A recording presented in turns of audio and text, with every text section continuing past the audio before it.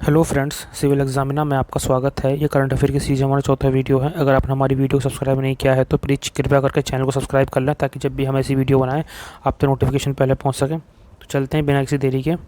Green climate fund launch किया गया है मैंग्रोव इकोसिस्टम को रिवाइव करने के लिए, और इसमें आंध्र प्रदेश ने ग्राउंड तैयार किया है कि वह 300 हेक्टेयर मार्शी लैंड में जो हमारा मैंग्रोव सिस्टम है उसको रिवाइव कर सकें। मैंग्रोव डिस्ट्रक्शन का मेन रीज़न बताया जाता है आपका क्लाइमेट चेंज, और दूसरा कारण इसका पॉल्यूशन भी बताया जा रहा है। ग्रीन क्लाइमेट फंड होता क्या है पहले जान लेते हैं। ग्रीन क्लाइमेट फंड को एस्टेब्लिश किया था with in the framework of UNFCCC। ठीक है ना। अब UNFCCC की फुल फॉर्म आप मुझे कमेंट सेक्शन में बताइए। और दूसरा, ये जो आपका फंड आपका एस्टेब्लिश किया गया था उसका मेन रीज़न था कि डेवलपिंग कंट्रीज़ में जो क्लाइमेट चेंज की वजह से हो रहे नुकसान को भरपाई करना। ठीक है ना।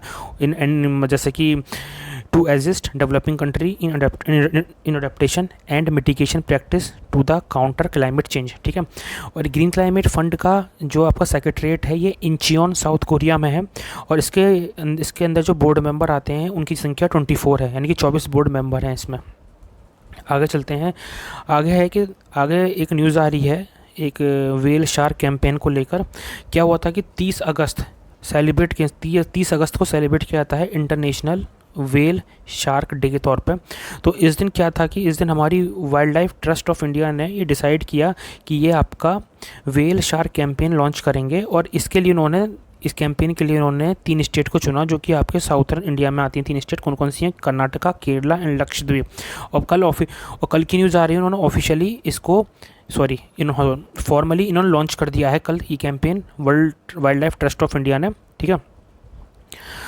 अब हम जान लेते हैं कि ये जो आपकी हैं वेल शार्क, ये इनका IUCN स्टेटस क्या है।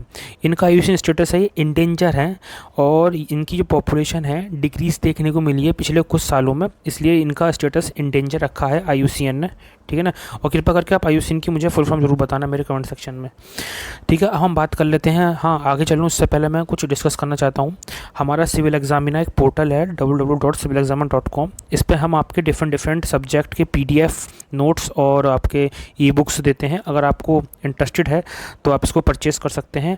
और अभी हमने कुछ दशहरा ऑफ़र निकाल रखा है, इसमें हम 30% डिस्काउंट दे रहे हैं अपने सभी सब्जेक्ट्स के ऊपर, जो भी सभी सब्जेक्ट और कोर्सेज़ के ऊपर आपको यूज़ करना है हमारा कूपन कोड DUSH10। और ये जो आपका ऑफ़र है ये केवल एप्लीकेबल रहेगा 12 तारीख तक। 12 तारीख के बाद आप इस ऑफ़र का लाभ नहीं उठा पाएंगे, तो फिर जल्द से जल्द जाइए हमारे जो भी सब्जेक्ट है उसको परचेज़ कीजिए, या आपको पड़ जाए जो वो मार्केट में जो आपके बुक्स आती हैं उनसे कम दाम में पड़ जाएगा। ठीक है ना। आप ट्राई कर सकते हैं चाहे तो। हाँ, एक UNHRC की कुछ एक वो आई है न्यूज़, पढ़ते हैं इसके बारे में। United nation human right council reject debate on Xinjiang. आज की न्यूज़ थी कि जिंगजियांग में जो उइगर मुस्लिम्स हैं उनके ऊपर जो चाइना अत्याचार कर रहा था उसके ऊपर United nation human right council में एक डिबेट छिड़नी थी, और ये डिसाइड करना था कि इसके ऊपर क्या हम आगे डिस्कस किया जाए। नहीं, जब वोटिंग होनी थी तो बताया जा रहा है इंडिया ने उसमें एब्सटेन कर लिया है वोटिंग देने से, तो काफ़ी ये न्यूज़ में था। और दूसरा, इंडिया ने एब्सटेन किया है वोटिंग करने से श्रीलंका के अगेंस्ट जो हो रहे हैं, श्रीलंका के अगेंस्ट दूसरी जो न्यूज़ आई है वो भी UN ह्यूमन राइट्स से ही है। उसमें श्रीलंका के अगेंस्ट एक रिजोल्यूशन पास होना था जिसके तहत वे डिस्कस करते हैं कि आगे कि श्रीलंका के अगेंस्ट हम कुछ सैंक्शन या फिर कुछ लगाएं नहीं लगाएं। क्योंकि क्या है ना, श्रीलंका के अंदर एक तमिल्स रहते हैं। वो बताया जाता है कि तमिल्स के ऊपर वहाँ की आर्मी ने एक मतलब कि उनको कह सकते हैं कि कैजुअलिटीज़ के लिए उनको मारा, क्योंकि उनको अंदर एंटी श्रीलंकन सेंटीमेंट्स देखने को मिले हैं, ऐसा बताया गया है। तो फिर इंडिया ने एब्सटेन कर दिया है इस तरह के इंसिडेंट से जो रिजोल्यूशन पास हो रहा था। तो वह यही था बस, इसको ज़्यादा इंपॉर्टेंट थी नहीं। हाँ, एक 27th सेशन होने वाला है कॉन्फ्रेंस ऑफ पार्टी, जिसे कहते हैं शॉर्ट फॉर्म COP27, और ये UNFCCC के तहत किया जा रहा है, और ये आपको लॉन्च किया जाएगा इजिप्ट में शर्म एल शेख में। अच्छा, मुझे आप ये बताइए COP26 कहाँ पर लॉन्च हुआ था?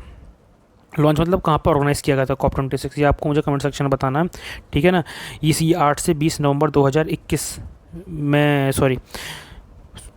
हाँ, पिछले साल क्या हुआ था, कोविड की वजह से जो COP26 होना था 2020 में, वो कैंसिल कर 2021 में 8 से 20 नवंबर 2021 में हुआ।